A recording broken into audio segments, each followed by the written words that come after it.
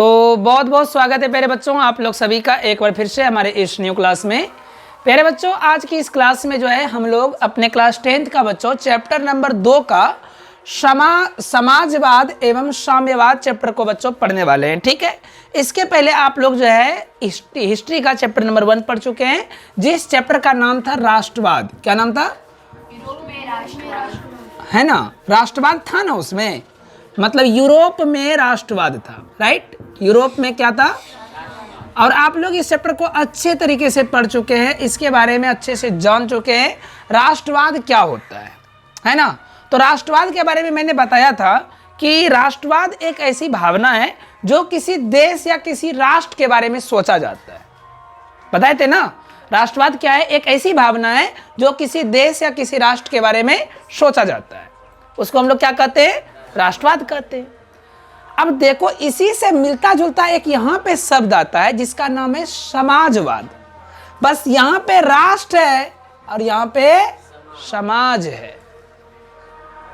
It means यहाँ का कहने का मतलब कि राष्ट्र राइटिंग, कोई बात नहीं चलेगा। ठीक है, देखो यहाँ समझना बातों को कि समाजवाद और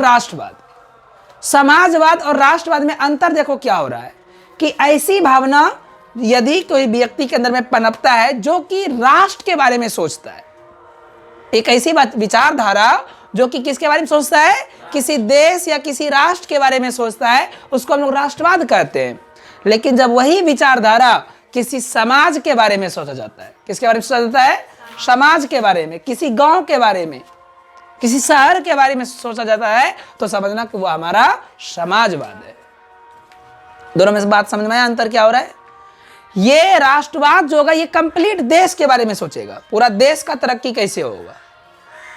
ठीक है, उस समय में जब यूरोप में राष्ट्रवाद जब मैं चैप्टर पढ़ाया था तो मैंने तुम लोगों को बताया था क्या कि उस देश के अंदर में क्या क्या कठिनाइयां थी, उस देश का दूसरे देश से कैसे झगड़ा हुआ, कैसे उससे फिर वो युद्ध लड़ा, कैसे फिर जीता, ये मैंने पढ़ाया पहला चैप्टर में।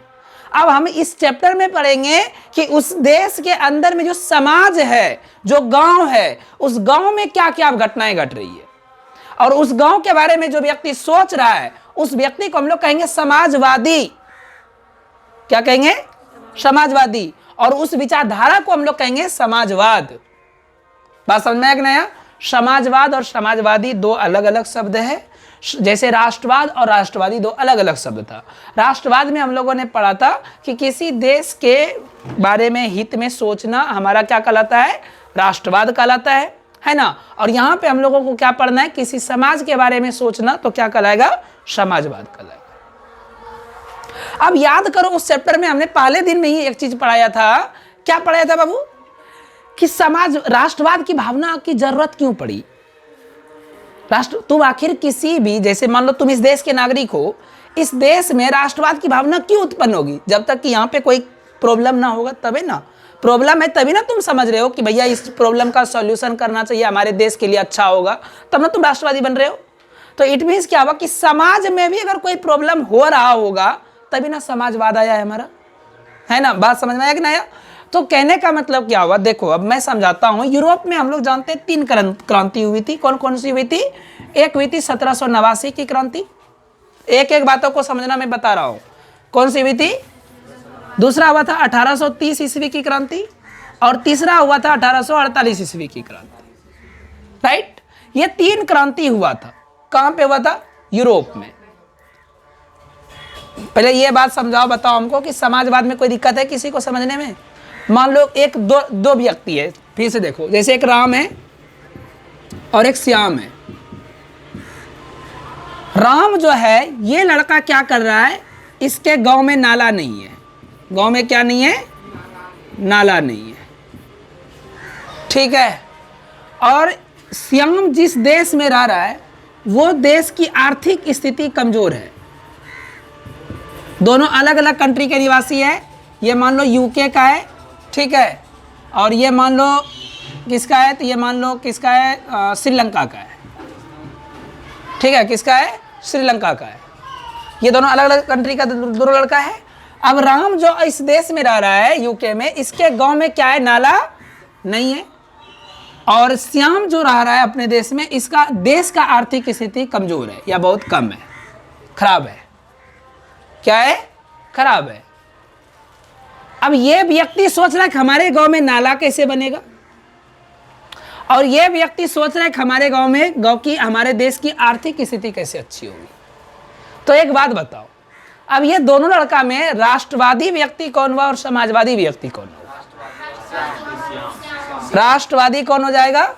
श्याम हो जाएगा, बिल्कुल सही बात है। और समाजवादी कौन हो जाएगा? राम हो जाएगा। क्यों? क्योंकि ये समाज के बारे में सोच रहा है, अपने गांव के बारे में सोच रहा है। यहां तक कोई दिक्कत नहीं है ना किसी को? समझ में आया? अब देखो एक बात अब समझाते हैं बाबू कि समाजवाद की जरूरत आखिर क्यों पड़ा, आखिर इसके गांव में नाला क्यों नहीं है। मतलब इसके ऊपर कोई ना ऐसा तो व्यक्ति होगा जो कि इसके गांव में जो राज कर रहा होगा उसके सिस्टम में कुछ ना कुछ खराबी रहा होगा। आखिर खराबी है तभी ना नाला नहीं बना जी। तो आखिर इसको उस सिस्टम को हटाना पड़ेगा, राइट? तभी इसके गांव में क्या बनेगा? नाला बनेगा। अब हम समझाते हैं। देखो अब यहाँ पे घटना क्या घटा कि जब ये तीनों क्रांति हुई, कौन सा? 1789, 1830 और 1848 ईस्वी की क्रांति।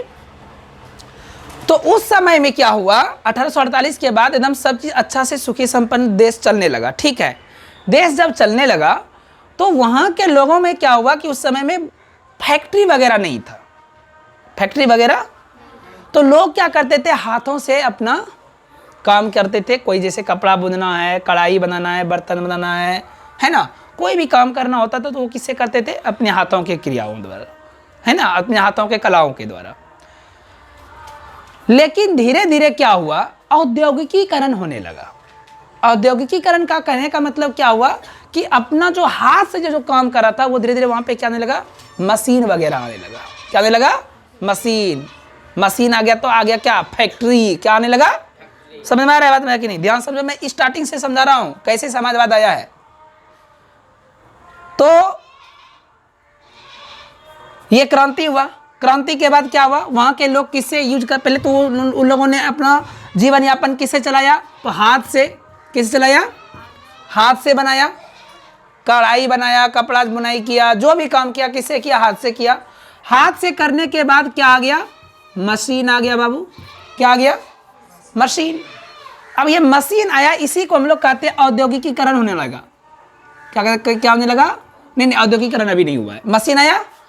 अब मशीन आने के बाद क्या हुआ कि वहां के लोगों ने देखा भैया मशीन जो हम लगाएंगे, एक काम तुम देखना गांव में भी ऐसा होता है, कोई एगो छोटा सा दुकान खोला, ठीक है, और दुकान अच्छा खासा चल जाएगा तो वो दुकान को अपना बड़ा करना चाहता है ना, और विस्तार करना चाहता है।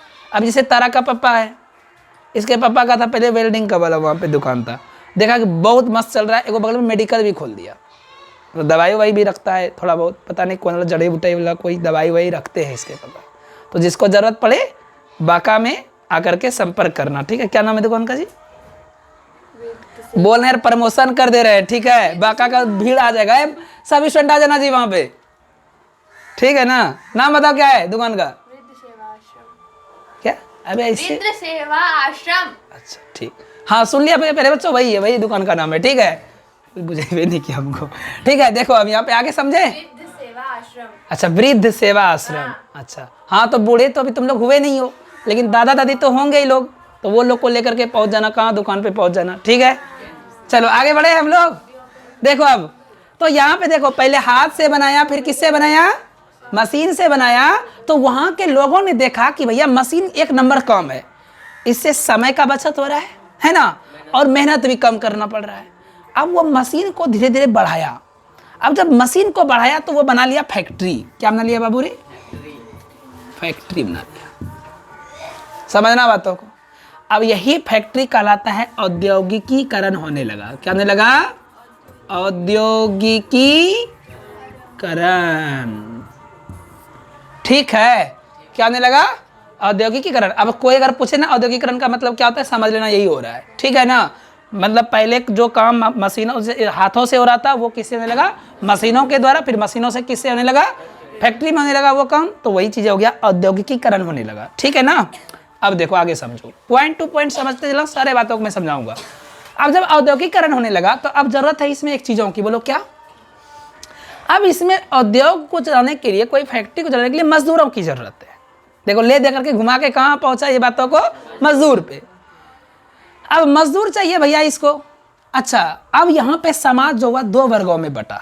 कितना वर्गों में बटा? एक हो गया पूंजीपति लोग। कौन हो गया? क्योंकि जिसके पास में पूंजी था वो अब लगा लिया फैक्ट्री। क्या लगा लिया? और दूसरा वर्ग बन गया कौन सा? मजदूर। कौन सा बन गया? मजदूर बन गया एक वर्ग। तो दो वर्गों में समाज बटा। कौन कौन वर्ग में बन गया? पूंजीपति और मजदूर बन गया। ठीक है।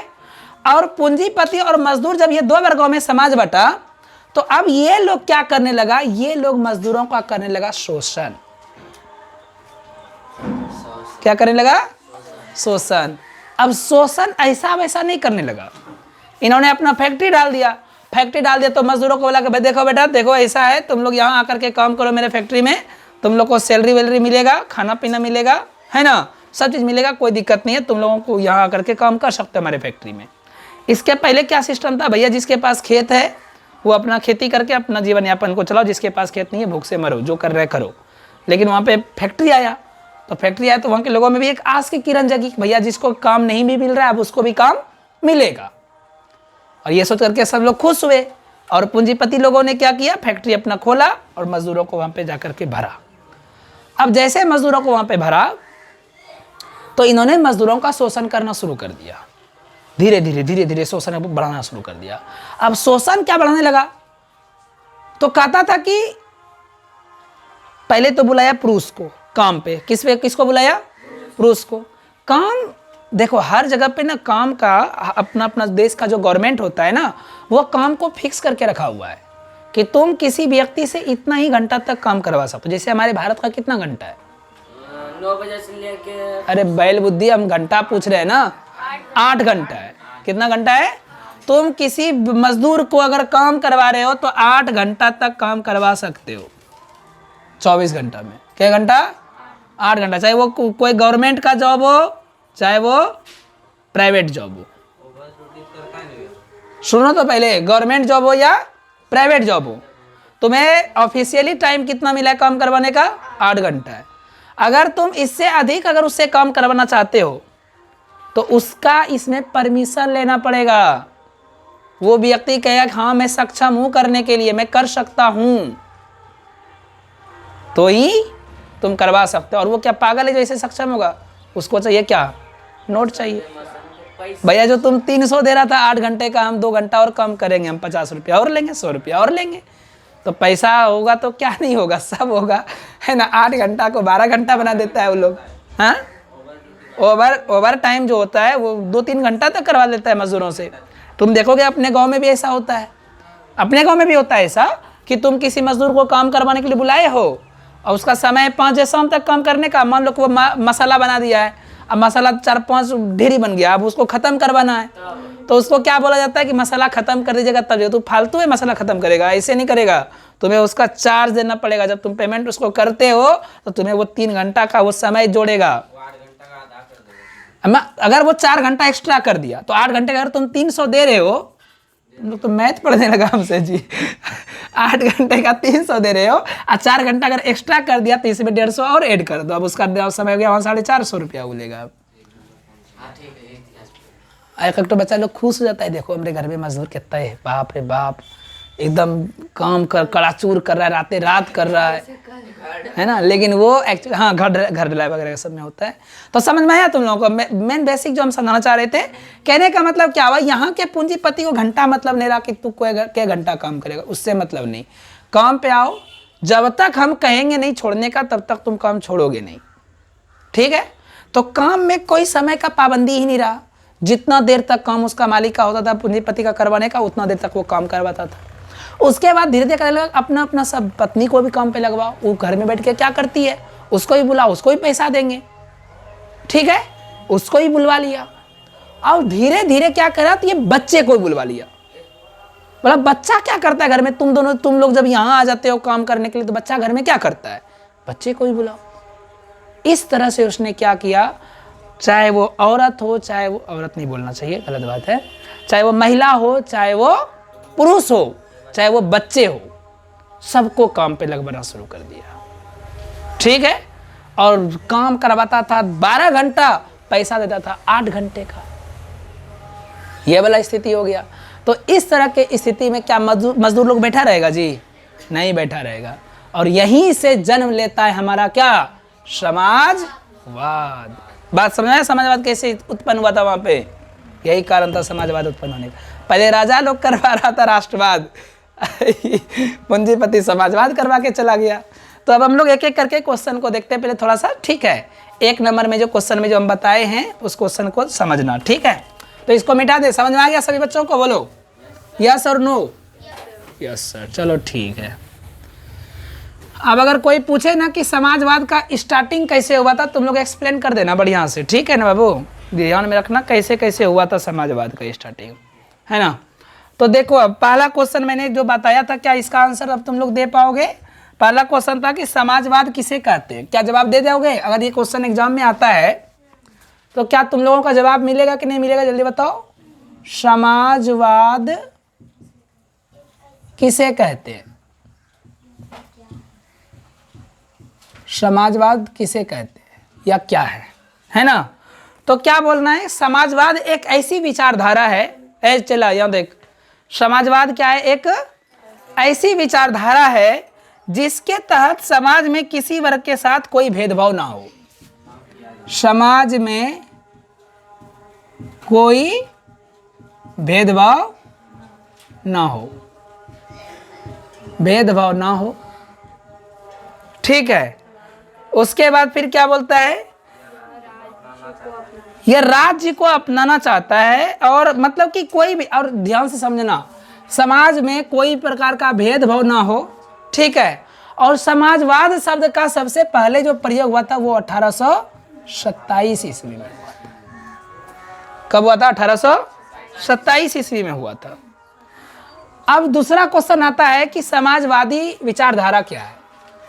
एन क्वेश्चन क्या है? क्वेश्चन समाजवादी विचारधारा क्या है? एक एक क्वेश्चन को समझते चलना। विचारधारा क्या है? तो क्या हो गया? कहता कि जिन व्यक्तियों के अंदर समाजवाद की भावना उत्पन्न होती है उन्हें क्या कहते हैं? समाजवादी विचारधारा। कोई दिक्कत है? जिन व्यक्तियों के अंदर, जिन व्यक्तियों के अंदर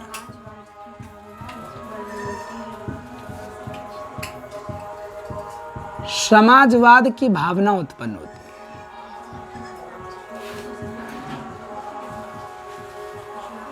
है ना, उत्पन्न होती है। बात समझ में आएगा ना यार? जो मजदूरों के बारे में सोचा करते हैं, जो मजदूरों के बारे में सोचा करते हैं, उसे ही हम लोग क्या कहते हैं? देखो, समाजवादी का मुख्य जो नायक है, मुख्य जो हीरो है, वो 3% को माना जाता है, ठीक है। जिसमें कि सेंट साइमन है। कौन है बाबू? Saint Simon, Saint Simon. उसके बाद रॉबर्ट ओवेन। कौन है रे? Robert Owen, Owen. फिर कौन है?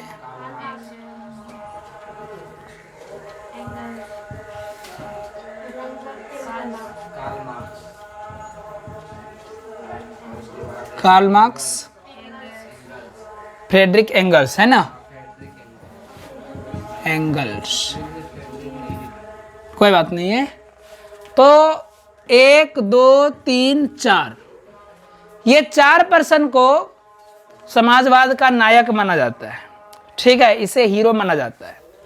अब कहता है कि समाजवादी जो होते हैं ये 2 तरह के होते हैं। कितने तरह के होते हैं बाबू? समाजवादी जो होते हैं ये 2 तरह के होते हैं।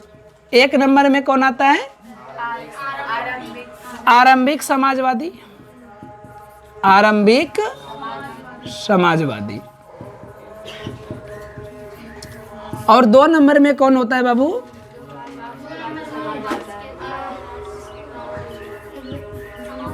कार्ल मार्क्स के बाद का समाजवाद,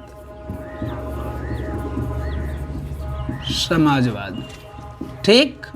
आरंभिक समाजवादी और कार्ल मार्क्स के बाद की समाजवादी, है ना। अब देखो दोनों में क्या है, अब एक एक चीज़ों को समझना। इसके बारे में तो आज थोड़ा सा पढ़ाई देंगे, अभी पहले इसके बारे में देखो। आरंभिक समाजवादी क्या था, ध्यान से समझो। कार्ल मार्क्स के पहले के समाजवादी को, ठीक है, कार्ल मार्क्स के पहले के समाजवादी को कार्ल मार्क्स आरंभिक समाजवादी कहा जाता है। इसका कई नाम है, ध्यान से समझना। कार्ल मार्क्स के पहले, कार्ल मार्क्स के पहले के समाजवादी को कौन सा समाजवादी कहेंगे, आरंभिक समाजवादी कहा जाता है। कहता है कि इन्हें स्वप्नदर्शी समाजवादी भी कहा जाता है। ध्यान से नाम समझना, स्वप्नदर्शी। स्वप्नदर्शी क्यों कहा गया, स्वप्नदर्शी इस समाजवादी को क्यों कहा गया? क्योंकि देखो सबसे पहली बात समझना कि जब मजदूरों का शोषण हुआ तो आरंभिक समाजवादी आया पहले में, और इस समाजवादी का काम ही था कि सपना दिखाना मजदूरों को। क्या दिखाना? कि हम तुम्हें एक अच्छा जीवन देंगे, जो तुम लोग जी रहे हो इस फैक्ट्री में, तुम्हें हम इससे निकालेंगे, समझा? इसीलिए इसको स्वप्नदर्शी समाजवादी कहा गया। और इसका नाम है, तीसरा नाम है इसी समाजवादी का क्या, यूटोपियन समाजवादी। तो याद रखना कि एग्जाम में क्वेश्चन देगा, ये क्वेश्चन हम कई बार हम देखे भी है, यूटोपियन वाला। हाँ, यूटोपियन समाजवादी क्या है, ठीक है ना, सिंपल सा वर्ड है। यूटोपियन पूछ सकता है, या फिर स्वप्नदर्शी, या फिर क्या पूछेगा, आरंभिक। तीनों का जवाब सेम होना चाहिए बाबू, याद रखना। कार्ल मार्क्स के पहले के समाजवादी को क्या कहेंगे हम लोग, वही जो भी अब बोलेगा यूटोपियन बोलेगा तो यूटोपियन समाजवादी कहते हैं, स्वप्नदर्शी बोलेगा तो स्वप्नदर्शी समाजवादी कहते हैं, आरंभिक बोलेगा तो आरंभिक समाजवादी कहेंगे। कोई दिक्कत है यहाँ तक, जल्दी बोलो। कहता है कि शाम, देखो ध्यान से, क्या बोला, क्या बोल रहे बाबू? सबसे पहले यूटोपियन समाजवादी सेंट साइमन ने कहा था। देखो सेंट साइमन ने एक कथन दिया था। किसने दिया था? Saint Simon. ये कौन सा समाजवादी का था? आरंभिक समाजवादी का था, सेंट साइमन। इनका कथन था, क्या कथन था इनका, कि प्रत्येक व्यक्ति को उनकी क्षमता के अनुसार काम मिले। देखो ध्यान से समझना, क्या बोला है, प्रत्येक व्यक्ति को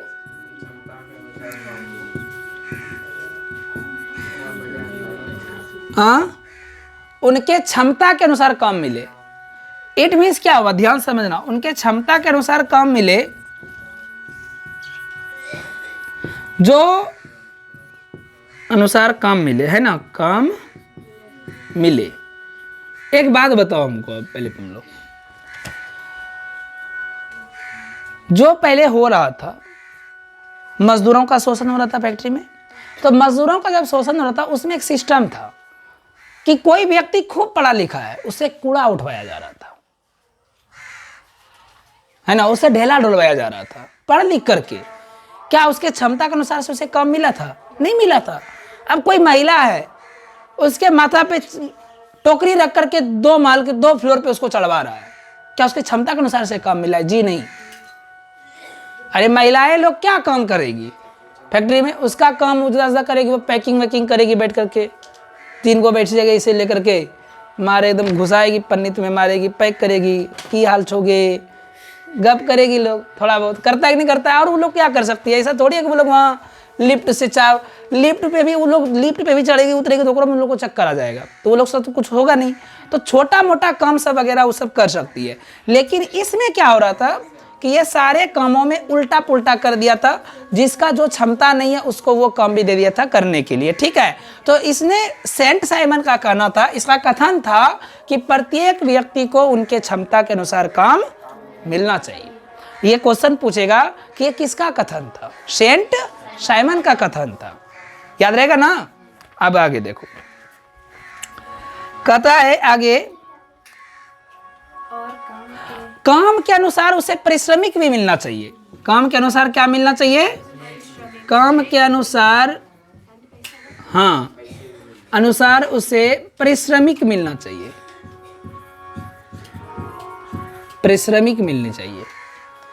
इट मीन्स क्या हुआ, मनी उसको मिलना चाहिए। काम तुम उसको जितना हार्ड करवाओगे तो पैसा भी तो उसको उतना हार्ड देना होगा। अच्छा तुम लोग एक बात बताओ, एक हम तुम लोग से क्वेश्चन पूछते हैं कि कोई एक मजदूर है, वो 8 घंटा काम करता है यार, कितना घंटा काम करता है, ठीक है, और वो तुम्हारे घर पे आके काम करता है या फिर कोई भी कहीं पे जाके काम करता है, धूप में एकदम पूरा, ठीक है, कुदाल चला रहा है, क्या चला रहा है, ठीक है, और कोई एक पढ़ा लिखा व्यक्ति है, एजुकेटेड पर्सन है, और ये 8 घंटा काम करता है एकदम मस्त एसी में बैठ करके, ठीक, इसको पैसा मिलता है 300 रुपया पर डे, जबकि इसको मिलता है 1000 रुपया पर डे। अब बताओ क्या ये न्याय है या अन्याय है? किस किस बच्चे का कहना है कि ये न्याय है? पहले ये बताओ। ये कोई जवाब हुआ जो बैल बुद्धि एक थाप मारेंगे, एक बात बोलो ना। हाँ, पहले एक एक करके बताओ, पहले वो बताएगा हमको, तो तुम बताओ। हितेश कुमार, हाँ, अच्छी बात है, यू मीन मतलब ऐसी होनी चाहिए, ठीक। तुम बताओ, ये तुम्हारे नजर में ये क्या है, अच्छी बात है या गलत बात है? अबे तुम चुप रहो ना, पहले तुमसे जब नंबर पूछेंगे तो बताना, तुम बताओ। अच्छी बात है, क्या बात है, तुम बताओ। हाँ, निचल का क्या मतलब होता है? सीधा बोलो ना, ये दोनों में से अच्छा, ये दोनों काम ना हो रहा है जी, तो बताओ दोनों अच्छी बात है कि गलत बात है? ये ऐसा करना, सिस्टम बनाना अच्छा है या गलत है? अच्छा बात है, गलत बात है? मोहित बताएगा। हाँ, अभी तो बोला था गलत बात है। हाँ, दोनों का ही पूछ रहे हैं आप। अरे छोड़ यार, तुम इतना सोचेगा, एसी में छोड़ दो, तुम एसी में मत बैठना, तुम पंखे में बैठाए हो। अब गलत बात हो गया, चलो ठीक है, तुम बताओ। मतलब ये अच्छा बात है, कोई आदमी धूप में इतना कुदाल चला रहा है, उसको 300 रुपया दोगे और तुम घर में बैठा करके उसको दे रहे हो 1000 रुपया, अच्छा बात हुआ तुम्हारे लिए, ठीक है। तुम बताओ सीमा। अच्छा बात तो नहीं है, उसके वो नहीं तुम्हें बताना है, तुम्हें बताना कि ये मैंने जो रूल, ये सरकार ने रूल बनाया है, तो क्या ये रूल अच्छा है या गलत है? अच्छा रूल है, गलत है? तुम बताओ, रुको ना, आ रहे तुम वहां पे भी बोलो। अरे वो बोल दिया, छोड़ना, तुम बोलो ना अपना। ये क्या था? तब तुम्हारा गलत था, चलो तुम बोलो।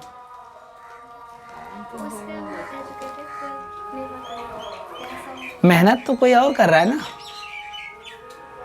मजदूर जो है वो अपने समय पे हार्ड वर्क नहीं करता, जैसे कि अच्छा, खाने का टाइम है, हाँ अभी करेगा तो आधे घंटे ऐसे में बैठेगा। हाँ, तुम बताओ। हाँ, उसके एजुकेशन पे डिपेंड करता है, वो जितना मेहनत किया उसको उस तरह नौकरी मिला। हाँ, जैसा वो नहीं पढ़ा वो मजदूर बना, जिसको मिला वो नौकरी किया। अच्छा, चलो सही बात है। देखो ये रूल सही है, ठीक है ना। जब ये व्यक्ति मेहनत करने का समय था तो ये एकदम पंखे में बैठा हुआ रहता था या सोया हुआ रहता था, और जब इसका जब सोने का समय था, ये उस समय मेहनत कर रहा था, है ना।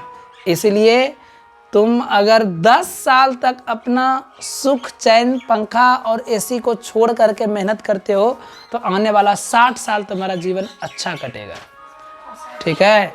और यदि तुम यदि तुम हंसा काहे के लिए, मतलब हर बात पे हंस देती है, 4 थाप दे देंगे बस, घूरनी उड़नी आ जाएगी, बढ़ना भी नहीं जा पाएगी तुम उठ करके यहाँ से भी, हर बात को मजाक ले लेते हो, कुछ बता रहे होते दे देते हो भी। चलो याद देखो, याद आ गया ना समझ में? चलो आगे बढ़ जाएं। अब देखो, हर बात को कॉमिक मत करो, ठीक है, कुछ अच्छा बात बताते हैं तो समझा करो। चलो देखो आगे, देखो यहाँ पे फ्रेडरिक इसका किसका कथन है? सेंट साइमन का कथन था जी। चलो सेंट साइमन के बारे में हम लोग अब समझते हैं। देखो आगे, अब दूसरा कौन सा समाजवाद था बाबू रे? कार्ल मार्क्स के बाद का समाजवाद, है ना। तो अब इसको अब एक देख लो लास्ट में,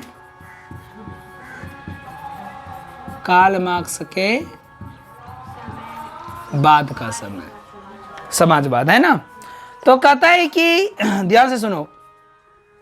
अच्छा, एक क्वेश्चन और भी आता है यहाँ पे कि आखिरकार में फैक्ट्री में मालिकों ने कैसे कैसा मजदूरों पे अत्याचार किया था। ये क्वेश्चन पूछा जाता है कि फैक्ट्री के मालिकों ने मजदूरों पे कैसे कैसे अत्याचार किए। तो इसका आंसर क्या होगा? सबसे पहले वो आरंभिक समाजवाद के अंदर आएगा। हाँ, आरंभिक के अंदर आएगा ये वाला क्वेश्चन, ठीक है, जो अभी मैं बोल रहा हूँ, ठीक है। क्या था क्वेश्चन? ये क्या था कि फैक्ट्री में मालिकों ने कैसे कैसे मजदूरों पे अत्याचार किया। तो इसका आंसर होगा मजदूरों को मजदूरी कम देते थे। पहला आंसर क्या होगा? बोलो एक बार। दूसरा होगा कि समय से ज्यादा घंटे काम कराते थे। सब बोलो रे भाई, सब नहीं सुनते हो? समय से ज्यादा घंटे काम करवाते थे, ठीक है। और तीसरा देखो क्या शोषण कर रहा था? तो मजदूरों को काम के लिए स्थिति बिल्कुल अच्छी नहीं थी। मतलब कि मजदूरों का जो काम जहाँ वो करता था, ठीक है। सपोज करो कि तुम्हें हम दे दिया कोई काम करने के लिए कि एक काम करो, तुम जा करके गेहूं को बैठ करके धो, ठीक है, एक सपोज करो। और अगर वो गेहूं धोने का जगह वहाँ भी है यहाँ भी है, ठीक है, लेकिन वहाँ हम देख रहे हैं कि वहाँ धूप है, वहाँ क्या है, तो तुम्हें हम कहेंगे कि यहाँ आकर के ठंडे में धो लो ताकि बेस्ट रहेगा। लेकिन उसने ऐसा कोई सिस्टम नहीं बनाया था। मतलब कि ना तो मजदूरों को अच्छा से रहने का जगह था, ना तो मजदूरों के लिए खाने का अच्छा प्रबंध था। मतलब मजदूरों को काम करने के लिए कोई स्थिति ही नहीं था। पैर में चप्पल नहीं था, सर में टोपी नहीं था, तो काम करने का कोई कंडीशन ही उसका नहीं था, ठीक है, जहाँ कि वो अनुकूलित तरीके से काम कर सके, ठीक है ना। तो ये 3-4 पॉइंट है जो कि अपने भी मन से तुम लोग बना करके वहाँ पे लिख सकते हो कि मजदूरों की स्थिति कैसी थी, ठीक है। उसके बाद आता है बाबू मेरे दूसरा कौन सा आता है? कार्ल मार्क्स के बाद का समाजवाद। इसको हम लोग दूसरे नाम से जानते हैं साम्यवाद। इसी का नाम है ओरिजिनल, ठीक है। इसका ओरिजिनल नाम क्या है? कार्ल मार्क्स के बाद का साम्यवाद, वही बात हुआ। चलो देखो अब ध्यान समझो। कहता है कि यह भी एक ऐसी विचारधारा है जो समाज में रहने वाले किसी भी वर्ग के साथ कोई भेदभाव नहीं करता है। साम्यवाद कहलाता है, ठीक है ना। साम्यवाद का देन कार्ल मार्क्स को कहा जाता है। किसको कहा जाता है? Karl Marx. और साथ में किसको रे? फ्रेडरिक एंगल्स को। किसको कहा जाता है? कार्ल मार्क्स और फ्रेडरिक एंगल्स को कहा जाता है। यह मजदूरों के साथ हो रहे अत्याचार को मिटाना चाहता है। कौन? कार्ल मार्क्स है ना। कार्ल मार्क्स का कहना था कि भैया ये मजदूरों पे जो इतना अत्याचार हो रहा है इसको किसी तरह से मिटाओ, ठीक है। फ्रेडरिक एंगल्स का भी यही कहना था कि इस मजदूरों पे हो रहे अत्याचार को मिटाना है। इसलिए उस दोनों को क्या कहा गया? साम्यवादी। क्या कहा गया है? ठीक है। आगे देखो, कहता है कि इनका कथन था कि देखो कार्ल मार्क्स का कथन क्या था, ध्यान से समझना। कार्ल मार्क्स का कथन था बाबू कि अधिकार और कर्तव्य में सामंजस्य स्थापित होना चाहिए। देखो किसने क्या कहा था कि अधिकार और कर्तव्य। वर्षा ध्यान देना, क्या बोला है? अधिकार और कर्तव्य में क्या स्थापित होना चाहिए? सामंजस्य स्थापित होना। सामंजस्य मतलब मैंने बताया था तालमेल होता है। क्या होता है? मतलब जो अधिकार है और जो तुम्हारा कर्तव्य है वो दोनों के बीच तालमेल होना चाहिए। तुम्हें पता होना चाहिए कि मेरा कर्तव्य क्या है और मेरा अधिकार क्या है। समझना बातों को, ये बहुत बड़ी वर्ड है। अधिकार और कर्तव्य के बीच तालमेल होना, इसको अगर तुम देखोगे तो बहुत बड़ा शब्द बनता है ये। जैसे हमारा कर्तव्य है कि हमें रोज क्या करना चाहिए? हमें रोज पढ़ना चाहिए, है ना। हमारा रोज कर्तव्य है हमारा, है ना। हमारा कर्तव्य है क्या कि हमें जो है जब हम बाइक चलाएंगे तो हमें हेलमेट लेके चलना चाहिए, जिससे कि दूसरे को हानि नहीं हो और खुद को भी हानि नहीं हो। ये हमारा कर्तव्य है। और हमारा अधिकार क्या है? तो हमारा अधिकार है कि हम जाके वोट दे सके, ये हमारा अधिकार है। तो कहने का मतलब क्या? ये दोनों व्यक्ति को मालूम होना चाहिए कि तुम्हारा अधिकार क्या है, तुम्हारा कर्तव्य क्या है, तभी वो व्यक्ति स्वतंत्र है उस देश में, अन्यथा कोई स्वतंत्रता नहीं है तुम्हें, ठीक है। तुम लोग कभी पढ़े ही नहीं हो, अपना अधिकार पढ़े हो तुम लोग? यहाँ पे तो कुछ बच्चा पढ़ा है, मेरा पढ़ा है ना जी अधिकार, समानता का अधिकार वगैरह जो धारा जो पढ़ा रहे थे तुम लोगों को, तो उसमें हम बताए थे ना कि हम लोगों का क्या क्या अधिकार है। तब बताए थे। तो वही चीज़ों को यहाँ पे कहा गया। कार्ल मार्क्स का कथन था, क्या कथन था बाबू? अधिकार और कर्तव्य के बीच सामंजस्य स्थापित होना चाहिए। ठीक है, आगे कहता है न्याय से कोई वंचित नहीं होगा और मानवता ही एकमात्र जाति होगी। क्या क्या बोला है कि न्याय से कोई वंचित नहीं होगा, कोई वंचित नहीं होगा, न्याय से कोई वंचित नहीं होगा। और क्या बोला? मानवता ही एकमात्र जाति होगी, मानवता ही एकमात्र जाति होगी। ठीक है, ये था कार्ल मार्क्स के बारे में करना। ठीक है, और फिर इसने क्या कहा कि दुनिया के मजदूरों एकजुट हो जाओ, दुनिया के मजदूरों क्या हो जाओ? एकजुट हो जाओ, तुम्हारे पास खोने के लिए कुछ भी नहीं है सिवाय अपने जंजीरों के। क्या व्यक्ति था ये, देख रहे हो? मजदूरों को जब देखा कि इसराइल ने कहा कि दुनिया के मजदूरों एकजुट हो जाओ, तुम्हारे पास खोने के लिए कुछ नहीं है सिवाय एक जंजीरों के। जंजीर मतलब क्या हुआ? जो उसको जो वहां पे क्या कर रहा है, जो उसको जकड़ के रखा है फैक्ट्री में, शोषण जो कर रहा है, वो जंजीरों से तुम्हारे पास निकलने के लिए, वही सिर्फ खोने के लिए और कुछ नहीं है। तुम्हारा अपना है ही क्या? ना तुम्हारे पास में रहने के लिए अच्छा सा घर है, ना कोई परिवार है, कुछ नहीं है। तो सब एकजुट हो जाओ और लड़ो इस सब से, पूंजीपति लोगों से क्या करो? लड़ो, फाइट करो, तभी तुम्हें न्याय मिलेगी। न्याय से कोई वंचित नहीं रहेगा। तो कार्ल मार्क्स ने इस तरह से अपने बातों को बोल बोल करके लोगों को क्या किया, मतलब मजदूरों को पूंजीपति के खिलाफ करवाया। ठीक है ना। अभी कार्ल मार्क्स की जीवनी के बारे में हम लोगों को पढ़ना बाकी है। ये था सिर्फ इस चैप्टर का इंट्रोडक्शन, अभी इसका स्टोरी नहीं आया है। बात समझना, स्टोरी जो है ना इसका, जैसे कि उस चैप्टर में पढ़ा था ना वो नेपोलियन सब के बारे में, वैसे इसमें भी है। इसमें भी ये चारों पांचों के बारे में बैक टू बैक स्टोरी है। ठीक है ना, एकदम ए टू जेड उसी तरह से, एकदम कहानी की तरह इसका भी बढ़ते जाता है, फिल्म की तरह चलेगा कहानी। ठीक है, आज यहाँ तक रहने देते, इंट्रोडक्शन तक इसका। क्या ये सब जो कहाँ हो रहा था, किस कंट्री में सब हो रहा था? ये सब कंट्री वही है तुम्हारा यूरोप। यूरोप में हो रहा था? हाँ हाँ, नहीं नहीं, पूरा वर्ल्ड का बात नहीं था यहाँ।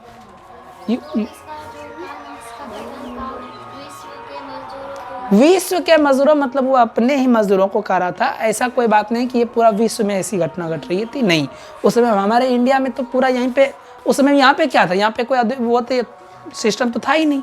1800 की बात हो रही है, तो वो ऐसा कुछ नहीं था उस समय में। जहाँ पे ये लोग थे, इंग्लैंड में हो रहा था उधर। ठीक है, तुम्हारा इंग्लैंड हो गया, यूरोप हो गया, फ्रांस हो गया, जर्मनी हो गया, ये सब जगह की ये सब घटना आसपास में हो रही है। ठीक है, तो ठीक है, फिर मिलते हैं फिर से हम तुम लोगों से। और अभी जो बाकी बचा है उसको लिख लो, बंद करो क्लास जी। थोड़ा सा क्वेश्चन जिसका बच गया ना उसको लिख ही लो।